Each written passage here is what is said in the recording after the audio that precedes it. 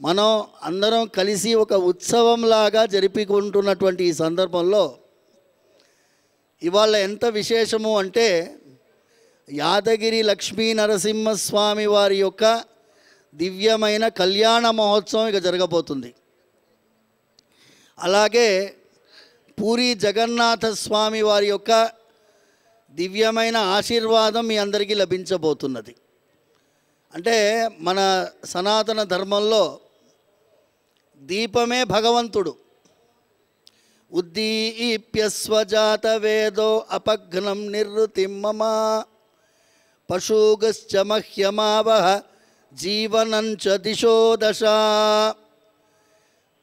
బ్రహ్మదేవుడు ఆ మహావిష్ణువుని ప్రార్థిస్తూ ఆయనకి కలిగినటువంటి అజ్ఞానాన్ని అంధకారాన్ని పోగొట్టాలి స్వామి అని ప్రార్థిస్తూ ఈ వేదమంత్రాన్ని పఠిస్తారు.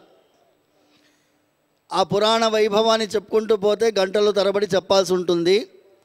కానీ సత్యవ్రత క్షేత్రము అంటే కాంచీపుర క్షేత్రంలో బ్రహ్మదేవుడు తాను సృష్టించేటటువంటి కార్యక్రమాన్ని కొనసాగించలేనటువంటి పరిస్థితుల్లో, అజ్ఞానంతో ఉన్నటువంటి ఆ పరిస్థితుల్లో తన ధర్మపత్ని అయినటువంటి సరస్వతీదేవి అమ్మవారు బ్రహ్మదేవుడి పైన అలిగినప్పుడు అంధకారాన్ని సృష్టిస్తుంది అమ్మవారు. అలాంటి అంధకారాన్ని పోగొట్టడానికి మహావిష్ణువుని ప్రార్థిస్తూ ఈ వేదమంత్రాన్ని పఠిస్తారు. వెంటనే స్వామివారు ఒక దీపంలాగా వెలిగిపోతారు. అంటే తెల్లవారుజామున సూర్యోదయం తర్వాత సూర్యమండలాన్ని మొత్తం ఆ అసురశక్తి ఆవిర్భవించి మొత్తం కప్పేసి అంధకారాన్ని సృష్టించినప్పుడు ఒక దీప రూపంలో ప్రకాశించారు కాబట్టి ఆయన పేరు దీపప్రకాశుడు అని పేరు. కాంచీపురంలో ఒక దివ్య దేశం ఇది. అలాంటి ఒక దీపప్రకాశుడైనటువంటి స్వామి మనందరికీ కూడా అజ్ఞానాన్ని పోగొట్టి, అనారోగ్యాన్ని పోగొట్టి, భయాలన్నిటినీ పోగొట్టి, ఇప్పుడున్నటువంటి అన్ని విధములైనటువంటి ఇబ్బందులన్నీ పోగొట్టి, ఈ కార్తీక మాసంలో మీరు వెలిగించే ప్రతి ఒక్క దీపం కోటి రెట్లు ఆశీర్వాదాన్ని ప్రసాదించాలని మనస్ఫూర్తిగా ప్రార్థిస్తూ ఉన్నాను. ఇవాళ సాయం సంధ్యా సమయం, నరసింహస్వామి వారు ఆవిర్భవించినటువంటి సమయం. నరసింహస్వామి వారు ఒకే ఒక భక్తుడి కోసం అవతరించారు.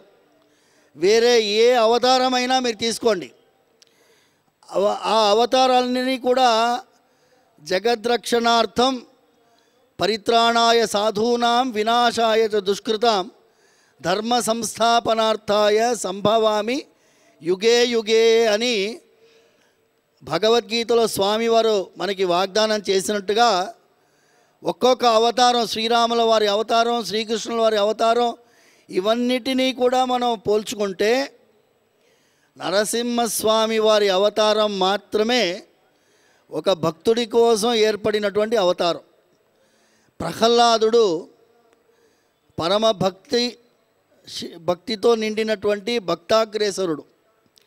మీ అందరికీ తెలుసు హిరణ్యకశిపుడు పొందినటువంటి వరాలు. ఆ వరాల నుంచి మృత్యు ఎలా రావాలి ఆయనే కోరుకున్నాడు లిస్ట్ పెట్టి. ఎలా రావాలి? పొద్దున రాకూడదు నాకు మృత్యు, రాత్రిపూట రాకూడదు అన్నాడు. మనిషి చంపకూడదు, మృగం చంపకూడదు అన్నాడు. నాకు మామూలుగా పుట్టేటటువంటి గర్భవాసం చేసినటువంటి శత్రువు నాకు పుట్టకూడదు అన్నాడు. ఇంట్లో చంపకూడదు, బయట చంపకూడదు అన్నాడు. ఇవన్నీ ఒక్కొక్క నియమాన్ని పాటిస్తూ ఆ నరసింహస్వామి వారి అవతారం. అది మెడ వరకు మనిషి, తల సింహం. నరసింహస్వామి స్తంభం నుంచి పుట్టాడు. అంటే తల్లి గర్భవాసం చేయలేదు. మీరందరూ ఇప్పుడు T20 మ్యాచ్ చూస్తారు కదండి. ఆఖరి బాల్లో 6 కొట్టాలంటే బ్యాట్స్మెన్ మనసులో ఎంత టెన్షన్ ఉంటుంది ఆలోచించండి.